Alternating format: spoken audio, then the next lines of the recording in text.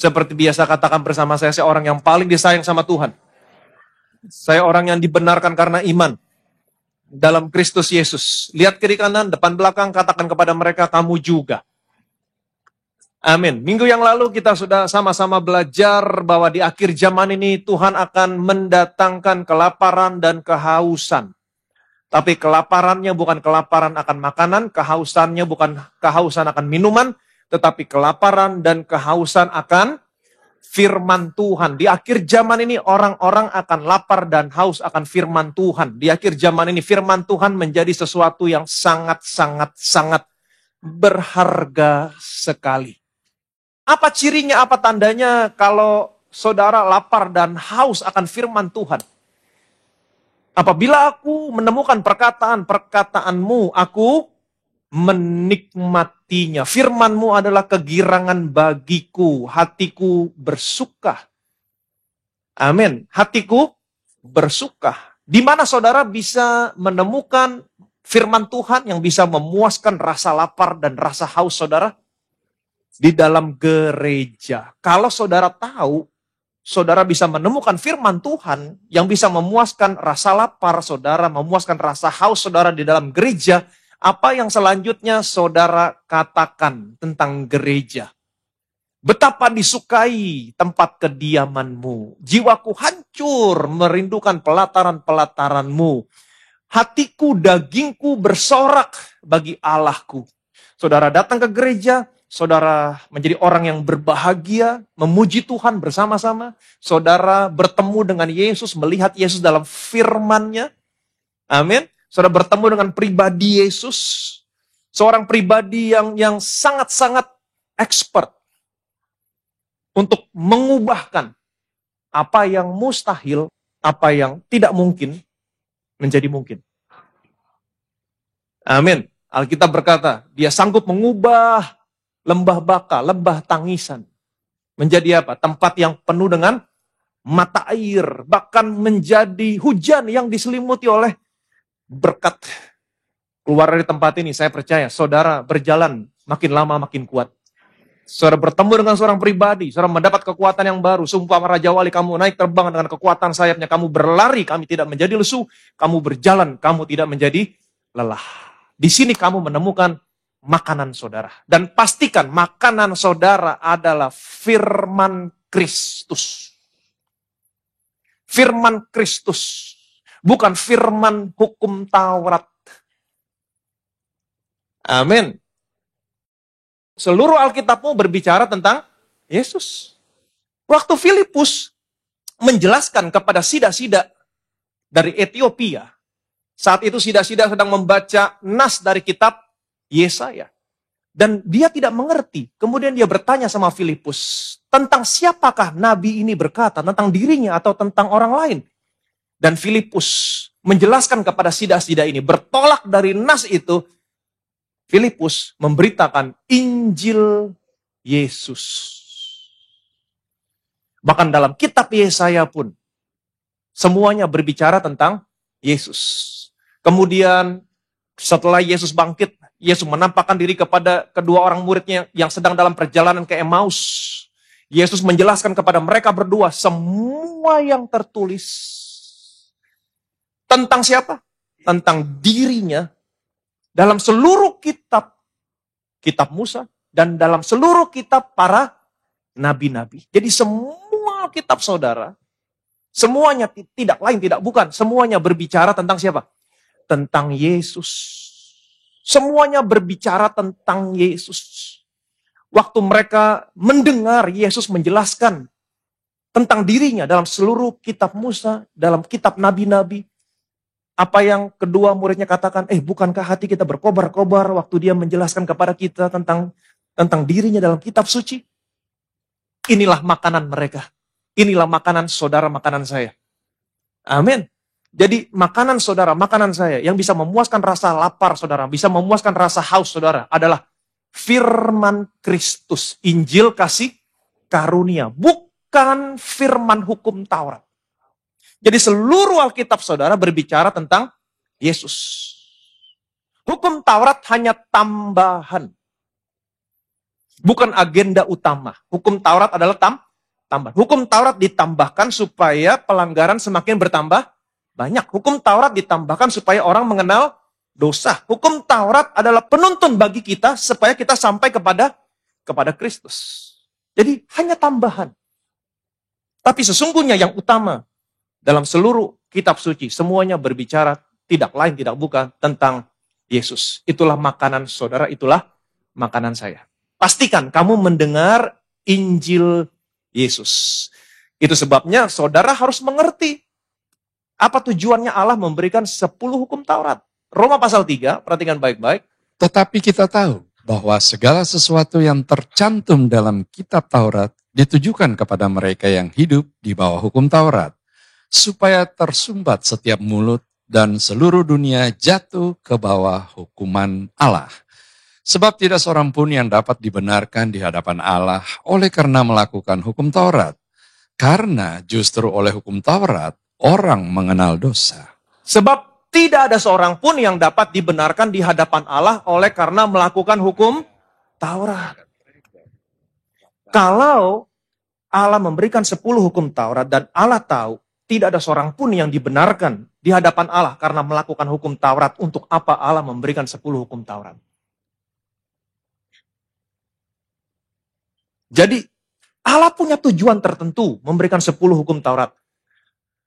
Karena justru oleh hukum Taurat orang jadi mengenal dosa. Dosa jadi tersingkap. Manusia jadi tahu, oh ternyata saya manusia berdosa. Kenapa? Karena hukum Taurat begitu sempurna. Tuntutannya begitu sempurna. Waktu tuntutan yang begitu sempurna diberlakukan atas manusia yang tidak sempurna, apa yang terjadi? Dosa tersingkap. Hukuman datang. Dan sehingga pada akhirnya orang menyadari, saya butuh juru selamat. Itu sebabnya tadi saya katakan, hukum Taurat ditambahkan supaya pelanggaran semakin bertambah banyak. Apakah Allah mau pelanggaran saudara semakin bertambah banyak? Bukan itu tujuannya. Supaya pelanggaran semakin bertambah banyak, supaya orang mengenal dosa, dan ini adalah penuntun sampai kepada Kristus. Supaya kamu menyadari saya manusia berdosa, sehingga pada akhirnya kamu menyadari saya butuh juru selamat. Saudara sampai kepada Kristus. Tetapi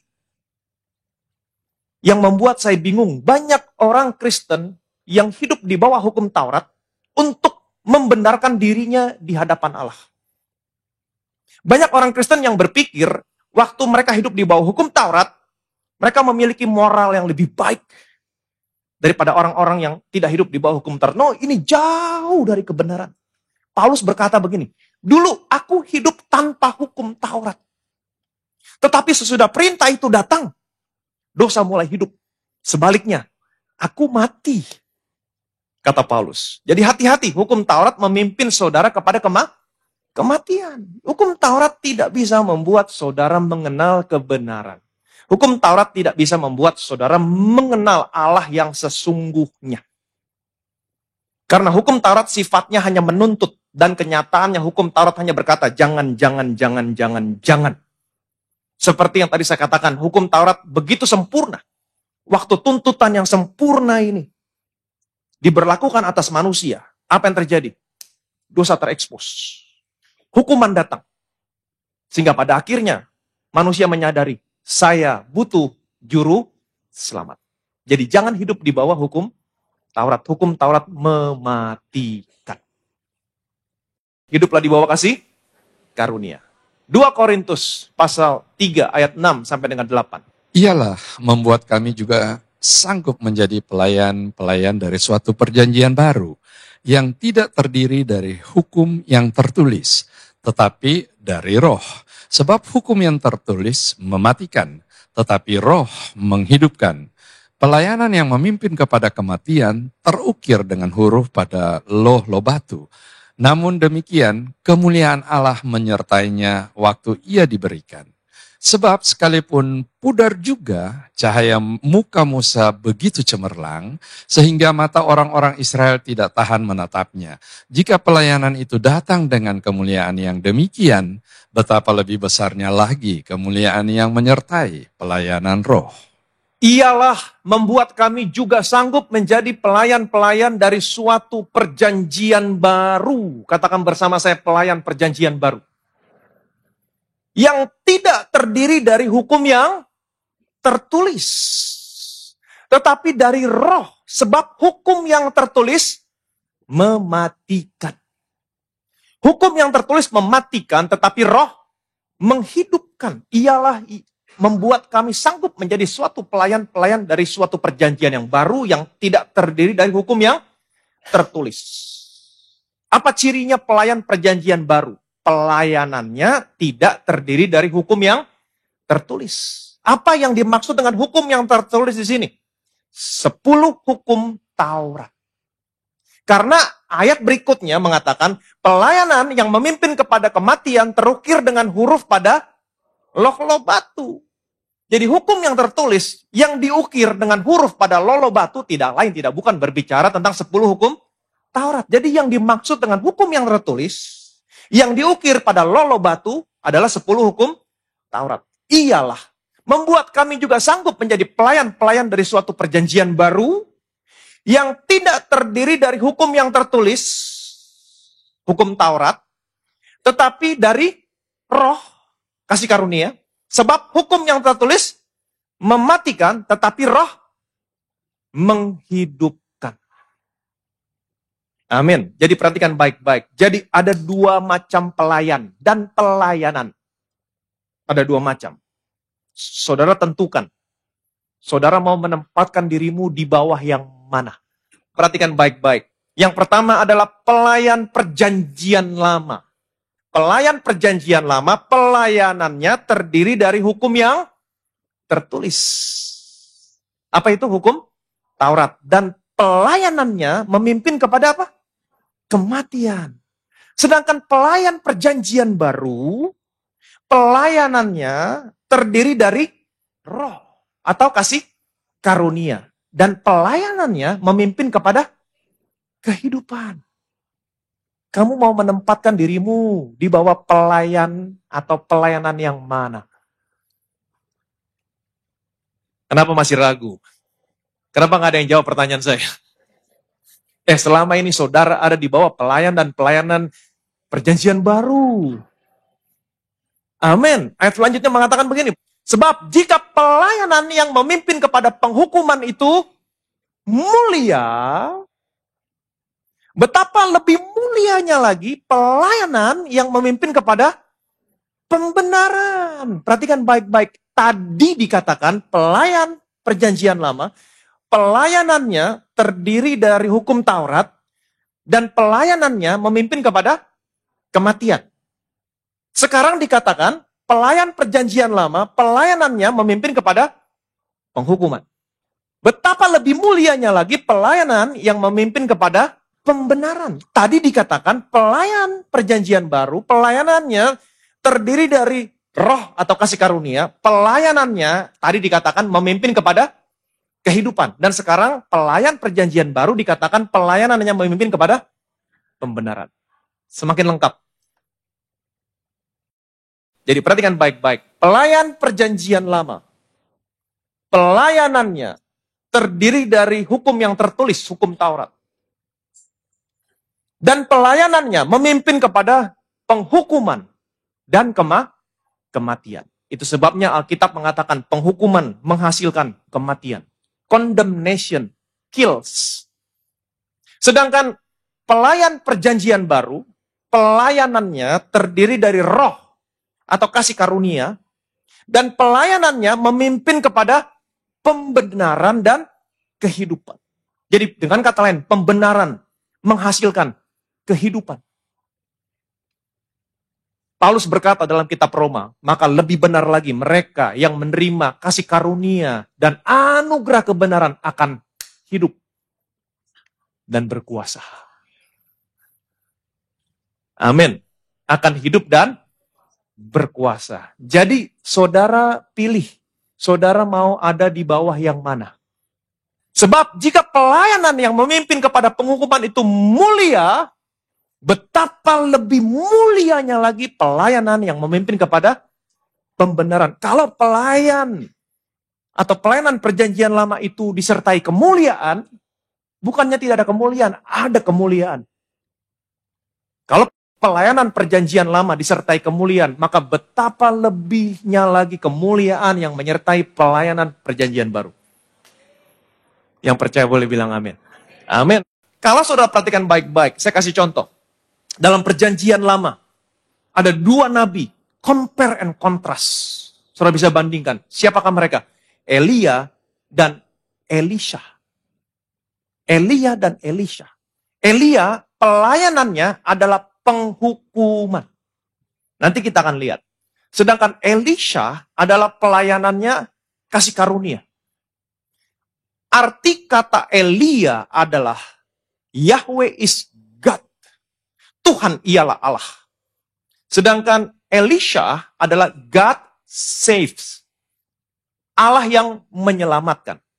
Kalau saudara perhatikan baik-baik secara keseluruhan, mujizat yang terjadi dalam pelayanan Elisha, pelayanan kasih karunia, itu 2 kali lipat lebih banyak daripada pelayanan yang terjadi dalam pelayanan Elia.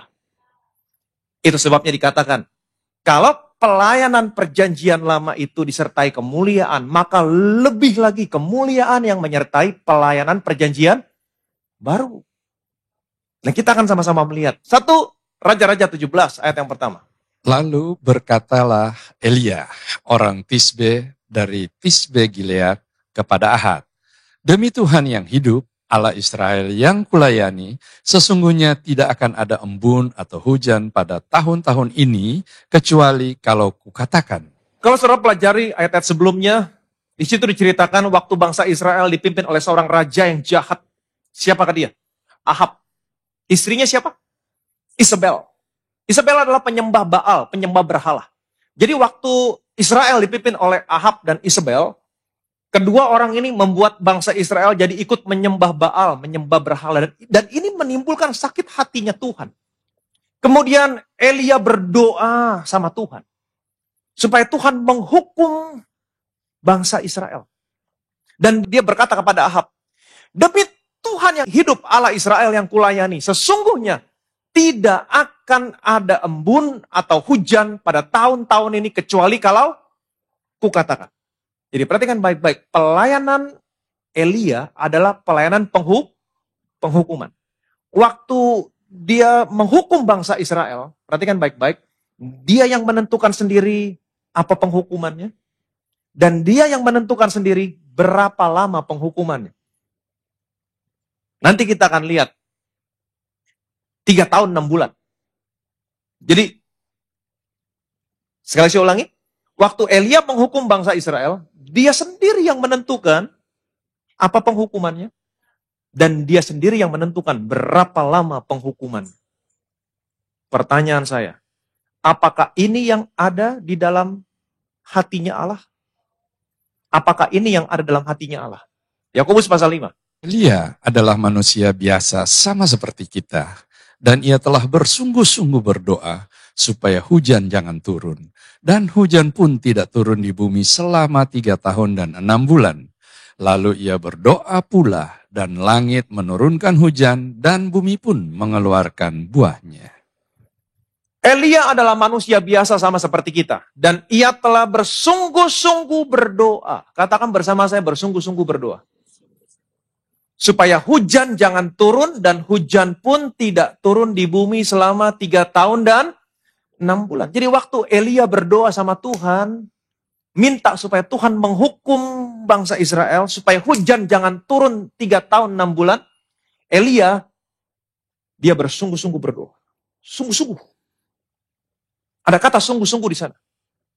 Dia sungguh-sungguh berdoa supaya Tuhan menghukum bangsa Israel, supaya hujan jangan turun 3 tahun 6 bulan. Kemudian, ayat berikutnya berkata, lalu ia berdoa pula. Tidak ada kata sungguh-sungguh di sana. Betul? Ia berdoa pula. Dan langit menurunkan hujan, dan bumi pun mengeluarkan buahnya. Waktu Elia berdoa lagi supaya Tuhan memberkati kembali bangsa Israel, supaya hujan turun, hujan turun. Tapi tidak ada kata sungguh-sungguh di sana. Apa yang saya mau sampaikan sama saudara? Waktu dia minta Tuhan menghukum bangsa Israel, dia harus berdoa sungguh-sungguh. Sampai Tuhan menghukum bangsa Israel. Tapi waktu dia minta Tuhan memberkati bangsa Israel, dia berdoa, nggak ada kata sungguh-sungguh. Saudara bisa melihat isi hatinya Tuhan di sini? Sepertinya Tuhan tidak bersemangat waktu Elia meminta Tuhan menghukum bangsa Israel. Nggak bersemangat. Apa Elia? Menghukum. Mungkin dia terdiam. Elia berdoa lagi sungguh-sungguh. Memang akhirnya Tuhan menghukum. Tapi sesungguhnya hatinya Tuhan tidak bersemangat untuk menghukum bangsa Israel. Tapi waktu Elia minta Tuhan memberkati bangsa Israel, Tuhan bersemangat. Nggak perlu ada kata sungguh-sungguh di sana. Saudara bisa melihat isi hatinya Tuhan? Hatinya Tuhan bukan penuh dengan penghukuman. Hatinya Tuhan penuh dengan kasih. Penuh dengan kasih karunia. Ratapan pasal 3 ayat 33. Karena tidak dengan rela hati, ia menindas dan merisaukan anak-anak manusia. Karena tidak dengan rela hati, ia menindas dan merisaukan anak-anak manusia. Saudara kembali bisa melihat isi hatinya Tuhan? Sesungguhnya hatinya Tuhan itu enggak rela kalau sampai Tuhan menindas anak-anaknya. Tuhan enggak rela hatinya kalau sampai Tuhan merisaukan anak-anaknya. Dan Tuhan mengizinkan penghukuman atas bangsa Israel yang Elia minta. Kenapa? Karena Tuhan mau mengajar Elia supaya Elia mengerti hatinya Tuhan itu bukan penuh dengan penghukuman, tapi hatinya Tuhan penuh dengan kasih karunia. Waktu kamu minta aku menghukum, kamu sampai berdoa bersungguh-sungguh baru aku menghukum. Tapi waktu kamu minta aku memberkati, nggak perlu sungguh-sungguh, aku langsung memberkati. Bisa melihat isi hatinya Tuhan di sini? Amin. Jadi hatinya Tuhan bukan penuh dengan penghukuman, hatinya Tuhan penuh dengan kasih karunia. Kalau saudara baca cerita selanjutnya, Tuhan terus mengajar Elia supaya Elia mengerti isi hatinya Tuhan. Kalau saudara baca terus ceritanya, akhirnya Elia tampil di Gunung Karmel. Elia menantang 450 Nabi Baal miliknya Isabel. Kita bikin mesbah. Kamu bikin mesbah, saya bikin mesbah. Kamu taruh lembu, saya juga taruh lembu. Kamu panggil Allahmu Baal, saya panggil Allah saya. Siapa yang menjawab dengan api? Dialah Allah. Kemudian para Baal membuat mesbah, menaruh kayu, memotong-motong binatang dan menaruh binatang di atas mesbah. Mereka mulai memanggil Baal, Allah mereka, dari pagi sampai siang. Tidak ada yang menjawab. Mereka berjingkrak-jingkrak, juga tidak ada yang menjawab. Sampai petang, tepatnya sampai waktu mereka mempersembahkan korban petang. Jam berapa mereka mempersembahkan korban petang? Pukul 3. Mereka memotong-motong tubuh mereka, tapi tetap tidak ada jawaban. Gak ada jawaban. Sekarang tiba gilirannya Elia. 1 Raja-Raja 18. Kemudian pada waktu mempersembahkan korban petang, tampillah Nabi Elia dan berkata, "Ya Tuhan Allah Abraham, Ishak dan Israel, pada hari ini biarlah diketahui orang bahwa Engkaulah Allah di tengah-tengah Israel dan bahwa aku ini hamba-Mu dan bahwa atas firman-Mu lah aku melakukan segala perkara ini. Jawablah aku ya Tuhan, jawablah aku supaya bangsa ini mengetahui bahwa Engkaulah Allah ya Tuhan dan Engkaulah yang membuat hati mereka tobat kembali." Lalu turunlah api Tuhan, menyambar habis korban bakaran, kayu api, batu, dan tanah itu. Bahkan air yang dalam parit itu habis dijilatnya. Ketika seluruh rakyat melihat kejadian itu, sujudlah mereka serta berkata, "Tuhan, dialah Allah, Tuhan, dialah Allah." Ayat yang ke-36. Kemudian pada waktu mempersembahkan korban petang. Jam berapa mereka mempersembahkan korban petang? Korban pagi, korban petang. Korban pagi jam 9, korban petang jam 3 sore. Elia membangun mesbah dari 12 batu. 12 batu menggambarkan atau mewakili 12 suku Israel. Mewakili bangsa Israel secara keseluruhan. Karena secara keseluruhan bangsa Israel ada 12 suku. Kemudian Elia menaruh kayu di atasnya. Menaruh lembu di atasnya, kemudian menggali parit di sekeliling mesbah, dia taruh air di sana. Kemudian tiba saatnya mempersembahkan korban petang. Elia tampil dan dia berkata, "Ya Tuhan Allah Abraham, Ishak dan Israel, pada hari ini biarlah diketahui orang bahwa Engkaulah Allah di tengah-tengah Israel, dan bahwa aku ini hamba-Mu, dan bahwa atas firman-Mu lah aku melakukan segala perkara ini. Jawablah aku ya Tuhan, jawablah aku, supaya bangsa ini mengetahui bahwa Engkaulah Allah ya Tuhan, dan Engkaulah yang membuat hati mereka tobat kembali." Apa yang terjadi? Ayat 38. Lalu turunlah api Tuhan menyambar habis. Bukan hanya korbannya, kayunya, batunya, semua air yang ada di parit, kemudian tanahnya, semuanya habis. Habis lenyap, tidak tersisa. Habis. Saudara bisa melihat kasih karunia Tuhan di sini? Saudara harus bisa melihat kasih karunia Tuhan di sini. Seharusnya api Tuhan, api penghukuman Tuhan turun atas umatnya. Karena umatnya berdosa, menyembah Baal. Seharusnya api Tuhan turun atas umatnya. Tetapi api Tuhan tidak turun atas umatnya. Api Tuhan turun atas korban yang dipersembahkan Elia. Di atas 12 batu.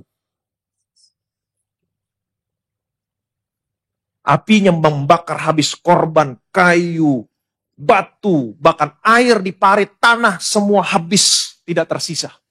Ini menggambarkan apa? Api penghukumannya lebih besar daripada dosanya. Seharusnya api Tuhan turun atas umatnya. Tapi api Tuhan tidak turun atas umatnya. Api Tuhan turun atas korban pengganti dosa umatnya.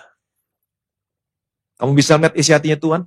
Hatinya Tuhan bukan penuh dengan penghukuman, tapi hatinya Tuhan penuh dengan kasih karunia. Dan ini terjadi jam berapa? Jam 3 petang. Ini semua merupakan gambaran tentang siapa? Tentang Yesus. Yang tergantung di atas kayu salib. Amin. Seharusnya api Tuhan, api penghukuman Tuhan turun atas saudara, atas saya. Seharusnya. Tapi Allah begitu mengasihimu. Amin. Yes, semua dosa harus dihukum. Nggak ada kompromi. Allah adalah Allah yang kudus. Tapi karena hatinya Tuhan penuh dengan kasih karunia. Atas saudara, atas saya. Dia berikan anaknya.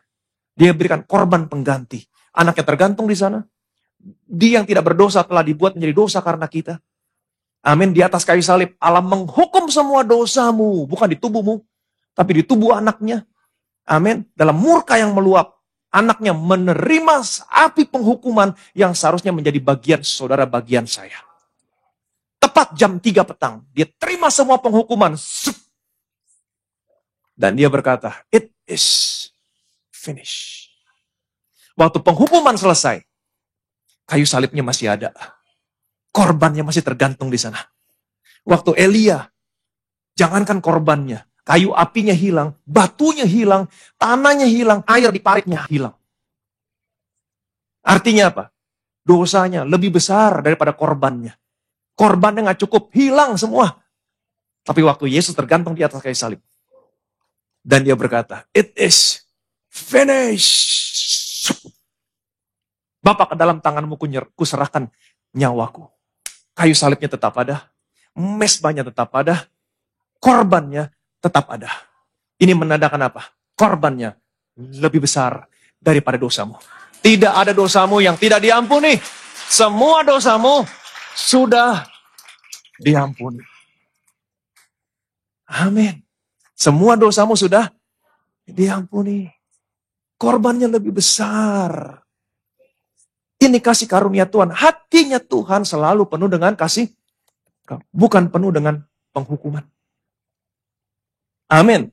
Nah, waktu mereka melihat kejadian ini, mereka sujud sambil berkata, "Tuhan, dialah Allah. Tuhan, dialah Allah." Kalau saudara baca cerita selanjutnya, Elia langsung mengambil pedang, membunuh 450 Nabi Baal. Semuanya mati. Dan ketika Isabel mendengar semua Nabi Baalnya dibunuh, Isabel marah. Dia berikhtiar ingin membunuh siapa? Elia. Dan apa yang terjadi? Elia kabur. Dia kabur kemana? Dia kabur ke Gunung Horeb. Gunung Horeb adalah nama lain daripada Gunung Sinai. Kenapa dia kembali ke sana? Karena pelayanannya terdiri dari hukum Taurat. Dan kita lihat apa yang terjadi di Gunung Sinai. Tuhan terus mengajar Elia. Di sana, masuklah ia ke dalam sebuah gua dan bermalam di situ. Maka firman Tuhan datang kepadanya demikian. Apakah kerjamu di sini, hai Elia? Jawabnya, aku bekerja segiat-giatnya bagi Tuhan, Allah semesta alam. Karena orang Israel meninggalkan perjanjianmu, meruntuhkan mesbah-mesbahmu, dan membunuh nabi-nabimu dengan pedang. Hanya aku seorang dirilah yang masih hidup dan mereka ingin mencabut nyawaku. Di sana masuklah ia ke dalam sebuah gua dan bermalam di situ. Maka firman Tuhan datang kepada Elia. Apakah kerjamu di sini Elia? Apa kerjanya Elia di sana? Di Gunung Horeb. Di Gunung Sinai. Tempat Tuhan memberikan 10 hukum Taurat. Nanti kita akan tahu apa kerjanya Elia di sana dari jawaban Elia. Perhatikan baik-baik. Elia menjawab begini, aku bekerja segiat-giatnya bagi Tuhan Allah semesta alam. Karena orang Israel telah meninggalkan perjanjianmu, meruntuhkan mesbah-mesbahmu, dan membunuh nabi-nabimu dengan pedang. Hanya aku seorang dirilah yang masih hidup, dan mereka sekarang ingin membunuh aku. Apa yang Elia lakukan di Gunung Sinai? Dia mengadukan bangsa Israel, dia menghakimi bangsa Israel, dan dia merasa dirinya yang paling benar dari semua orang Israel. Betul? Nah, inilah orang-orang yang hidup di bawah hukum Taurat. Ngaduin orang, menghakimi orang, dan selalu merasa dirinya paling benar. Apa responnya Allah? Allah mengajar Elia terus, supaya dia mengerti siapa Allah yang dia representasikan. Allah bukan penuh dengan penghukuman, tapi Allah penuh dengan kasih karunia. Elia dia mengadukan bangsa Israel, dia menghakimi bangsa ini. Bahkan dia minta penghukuman atas bangsa ini. Berbeda dengan Musa. Waktu bangsa Israel berdosa, Musa menghadap Tuhan. Dan buat Musa, lebih baik Tuhan hukum saya daripada Tuhan hukum bangsa Israel. Tapi Elia berbeda. Waktu bangsa Israel berdosa, dia aduin semua dosanya. Mereka meninggalkan perjanjianmu, mereka meruntuhkan mesbahmu, mereka membunuh nabi-nabimu. Dan sekarang, aku tinggal seorang diri, dan mereka ingin membunuh aku. Dan dia merasa dirinya paling benar. Apa responnya Tuhan? Kalau suruh baca terus ayatnya. Tuhan bilang begini, Elia, aku masih menyisakan 700 orang lagi yang sama seperti kamu, yang tidak menyembah Baal. Dengan kata lain, bagaimana responnya Allah? Allah merespon kepada Elia. Allah menegur Elia. Kenapa? Karena Elia menghakimi, menghukum, dan merasa dirinya benar. Tuhan bilang, no, masih ada 700 orang lagi. Masih ada 700 orang lagi. Kemudian, apa yang terjadi? Ayat 11 sampai 12. Lalu firman-Nya, keluarlah dan berdiri di atas gunung di hadapan Tuhan. Maka Tuhan lalu angin besar dan kuat yang membelah gunung-gunung dan memecahkan bukit-bukit batu mendahului Tuhan. Tetapi tidak ada Tuhan dalam angin itu, dan sesudah angin itu datanglah gempa. Tetapi tidak ada Tuhan dalam gempa itu. Dan sesudah gempa itu datanglah api. Tetapi tidak ada Tuhan dalam api itu.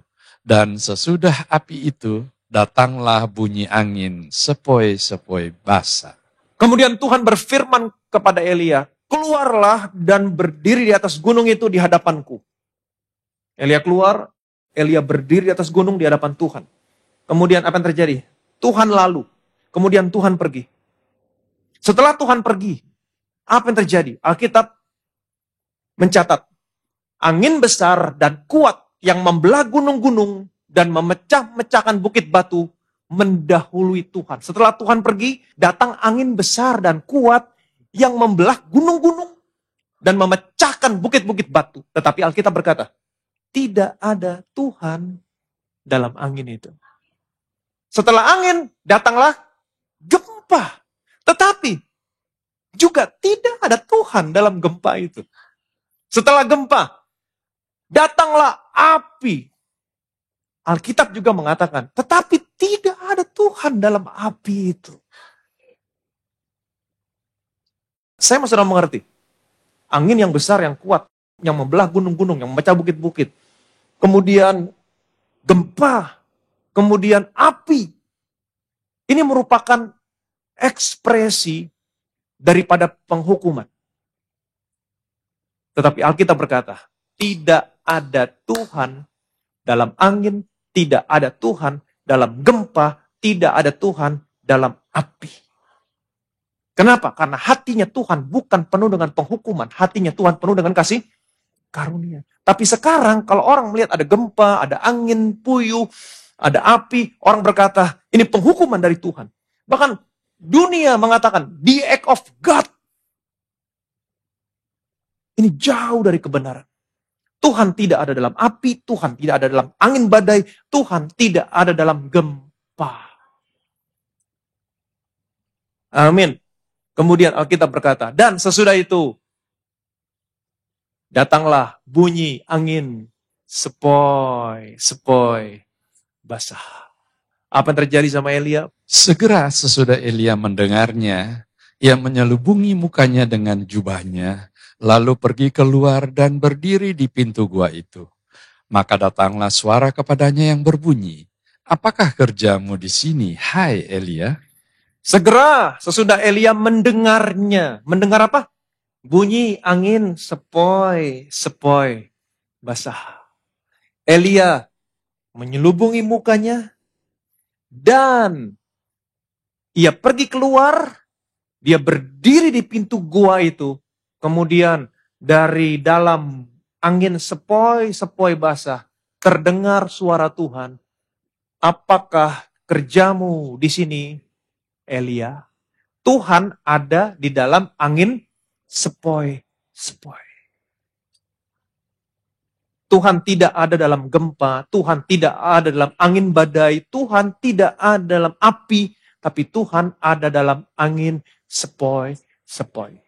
Angin sepoi merupakan ekspresi dari apa? Kasih karunia. Saudara bisa melihat isi hatinya Tuhan di sini. Hatinya Tuhan bukan penuh dengan penghukuman, tapi hatinya Tuhan penuh dengan kasih karunia. Tapi sampai di sini Elia pun tidak mengerti. Dia nggak mengerti loh. Kalau saudara baca terus ayatnya, apa kerjamu di sini Elia? Kalau saudara baca terus ayatnya, ayat 14 dibilang gini. Tuhan, aku bekerja segiat-giatnya. Dia jawabannya sama. Tuhan udah jelasin loh. Dengan angin, dengan gempa, dengan api. Nggak ada Tuhan di sana. Tuhan datangin angin sepoi-sepoi. Tuhan ada di sana. Tetap dia nggak ngerti. Tuhan, aku bekerja segiat-giatnya. Tetapi karena bangsa Israel meninggalkan perjanjianmu, membunuh nabimu, merobohkan mesbah-mesbahmu. Aku seorang diri yang masih tinggal dan mereka mau membunuh aku. Tuhan bilang, nggak ngerti ini orang nih.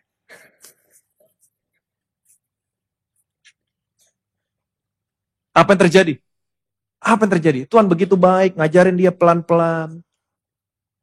Kamu minta aku menghukum bangsa ini. Sebenarnya aku berat.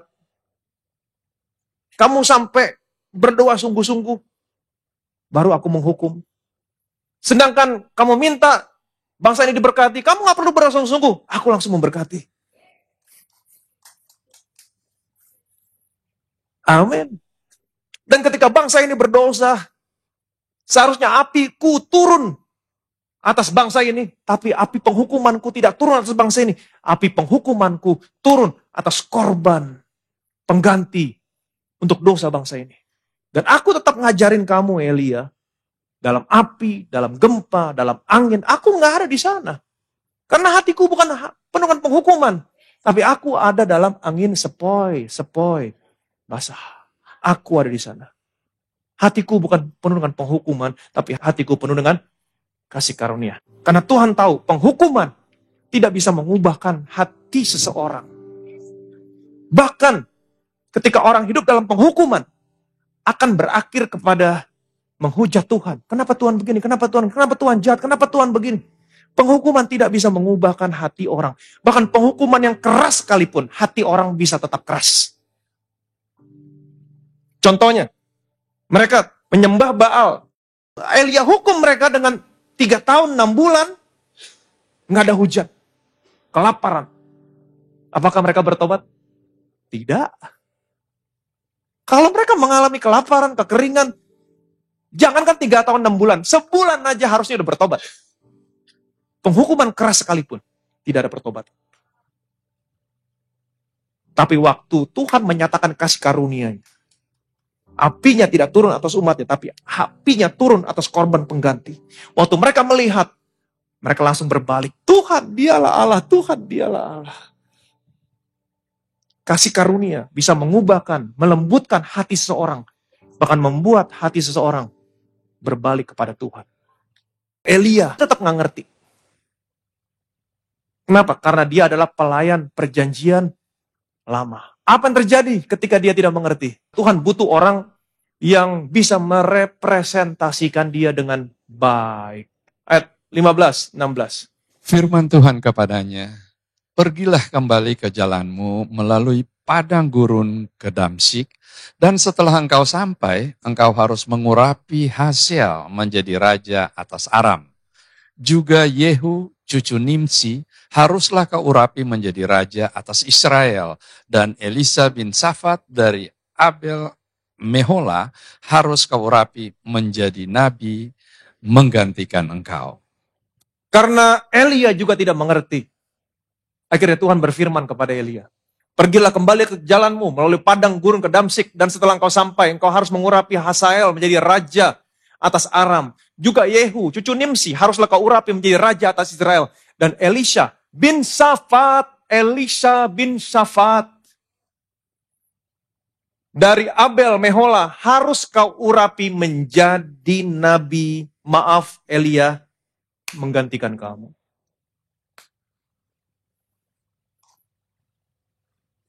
Menggantikan kamu.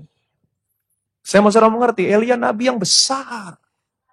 Dia begitu taat kepada Allah. Tapi sayang, pelayanannya adalah penghukuman. Dia nabi besar. Dia begitu taat. Tapi pelayanannya tidak merefleksikan Tuhan yang sesungguhnya. Itu sebabnya Tuhan sudah mengajar dengan berbagai macam cara membuat Elia mengerti tentang isi hatinya Tuhan. Dia tetap tidak mengerti. Dan Tuhan berkata, kamu pergi ke sana, ketemu Elisha. Elisha pelayanannya penuh dengan kasih karunia. Kamu urapi dia menjadi nabi menggantikan kamu. Jadi jangan hidup di bawah hukum Taurat. Hidup di bawah kasih karunia. Jangan jadi pelayan perjanjian lama. Tetapi jadilah pelayan perjanjian baru. Dan ini dikonfirmasi oleh Yesus. Lukas 9. Ketika kedua muridnya, yaitu Yakobus dan Yohanes, melihat hal itu, mereka berkata, Tuhan, apakah engkau mau supaya kami menyuruh api turun dari langit untuk membinasakan mereka? Akan tetapi ia berpaling dan menegur mereka. Lalu mereka pergi ke desa yang lain. Kalau saudara baca cerita sebelumnya, Yesus mau pergi ke daerah orang Samaria. Dan Yesus mengirim utusannya terlebih dahulu masuk ke daerah Samaria. Tetapi apa terjadi? Utusan Yesus ditolak. Dan waktu kedua murid Yesus yang bernama Yohanes dan Yakobus melihat kejadian ini, mereka berkata kepada Yesus, Tuhan, apakah engkau mau supaya kami menyuruh api turun dari langit untuk membinasakan mereka? Siapa yang pernah menurunkan api dari langit? Elia. Ingat, Elia adalah pelayan perjanjian lama. Akan tetapi, Yesus berpaling dan menegur Yakobus dan Yohanes. Menurut pendapat saudara, kira-kira bagaimana Yesus menegur mereka? Apa yang Yesus katakan kepada mereka? Kalau saudara lihat Alkitab versi New King James. But he turned and rebuked them and said, you do not know what manner of spirit you are of. Roh macam apa yang kamu miliki? Roh macam apa yang kamu miliki? For the Son of Man did not come to destroy man's life, but to save them. Karena anak manusia datang bukan untuk membinasakan. Anak manusia datang untuk menyelamatkan. Yesus merebuke, menegur murid-muridnya. Apakah engkau mau supaya kami menurunkan api dari langit untuk membinasakan mereka? Roh macam apa yang kau miliki? Aku datang bukan untuk membinasakan. Aku datang untuk menyelamatkan. Ingat baik-baik. Mereka mau membinasakan. Ini ciri-ciri pelayan perjanjian lama. Siapa yang pernah menurunkan api dari langit? Elia. Aku datang. Aku datang. Bukan untuk membinasakan, tapi aku datang untuk menyelamatkan, memberi hidup. Ini ciri-ciri pelayan perjanjian baru. Roh macam apa yang kamu miliki? Dengan kata lain, Tuhan mau berkata, roh macam apa yang kamu miliki? Perjanjian lama atau perjanjian baru? Amin. Jangan hidup di bawah hukum Taurat. Hidup di bawah kasih karunia. Amin. Jangan memiliki roh seperti orang-orang yang ada dalam perjanjian lama. Menghakimi. Mengadu. Merasa diri paling benar. Jadilah pelayan-pelayan perjanjian baru. Saya percaya di akhir zaman ini Tuhan akan membangkitkan lebih banyak lagi pelayan-pelayan perjanjian baru dengan kemuliaan yang lebih besar daripada pelayan-pelayan perjanjian lama. Amin. Jadilah pelayan-pelayan perjanjian baru yang pelayanannya terdiri dari Injil, kasih karunia, yang pelayanannya memimpin orang kepada pembenaran dan kehidupan. Amin. Memimpin orang kepada pembenaran dan kehidupan. Selama ini, puji Tuhan, saudara ada di bawah pelayanan perjanjian baru. Yang memimpin kamu kepada pembenaran, dan pembenaran memimpin kamu kepada kehidupan. Tapi pelayan perjanjian lama, memimpin kamu kepada penghukuman, dan penghukuman memimpin kamu kepada kematian. Apakah saudara menyadari? Mungkin dulu saudara tidak berani datang dan berdiri di hadapan Tuhan yang kudus. Karena perjanjian lama berkata, kamu mendekat, kamu mati. Betul? Nah ini pelayan perjanjian lama. Kamu mendekat, kamu mati. Hukuman datang, kutuk datang. Apa yang terjadi? Mungkin dulu saudara nggak berani datang dan berdiri di hadapan Tuhan. Nggak berani. Tetapi saya mau kasih tahu, kalau kamu nggak berani datang, malahan kamu semakin menjauh, semakin menjauh, semakin menjauh. Semakin kamu menjauh, kamu semakin mati. Nggak ada kehidupan. Tapi kalau sekarang saudara berani datang dan berani berdiri, menyembah Tuhan di hadapan Allah yang kudus. Karena saudara berada di bawah pelayanan perjanjian baru. Kamu tahu kebenaran, kebenaran itu memerdekakan kamu. Sehingga kamu berani datang dan berdiri. Kenapa? Dia diserahkan karena pelanggaran saya, dia dibangkitkan sebagai pembenaran saya. Saya menjadi orang yang sudah dibenarkan, itu sebabnya saya berani datang dan berdiri di hadapan Tuhan. Semakin kamu datang, semakin kamu berdiri di hadapan Tuhan, kamu semakin hidup. Kamu semakin sehat. Kamu semakin diberkati. Amin. Jadi tempatkan dirimu di bawah pelayanan perjanjian baru. Karena pelayanan perjanjian baru memimpin kamu kepada pembenaran dan kehidupan. Setiap kali kamu datang, menempatkan dirimu di bawah pelayanan perjanjian baru. Apa yang terjadi? Metanoia. Pikiranmu selalu diubahkan. Pikiranmu bertobat. Diubahkan. Change your mind. Amin. Towards God. Pikiranmu kepada Tuhan selalu diubahkan. Selanjutnya apa yang terjadi? Kemudian kamu merasakan kehidupan. Amin. Semakin kamu datang, kamu semakin hidup. Amin. Seluruh area hidupmu akan dibangkitkan lagi. Yang sakit disembuhkan. Yang sembuh mengalami kesehatan. Yang sudah sehat, bukan hanya sekedar sehat, tapi kamu menerima kesehatan ilahi. Seluruh area hidupmu yang mati dibangkitkan kembali. Relationship dalam keluargamu hidup kembali. Bukan hanya kesehatan, relationship dalam keluarga, tapi usahamu, pekerjaanmu yang mati dibangkitkan kembali. Yang percaya boleh bilang amin. Jadi tempatkan dirimu di bawah pelayanan perjanjian baru. Kamu pelayan perjanjian baru. Bilang sama kiri kanan saudara, kamu pelayan perjanjian baru. Tidak terdiri dari hukum Taurat. Amin, tetapi dari roh. Dari kasih karunia. Kamu pelayan perjanjian baru. Amin. Representasikan Allah yang kamu layani dengan baik. Dengan benar. Kalau Allah yang kamu layani, hatinya penuh dengan kasih karunia. Hatinya bukan penuh dengan penghukuman. Representasikan dengan baik.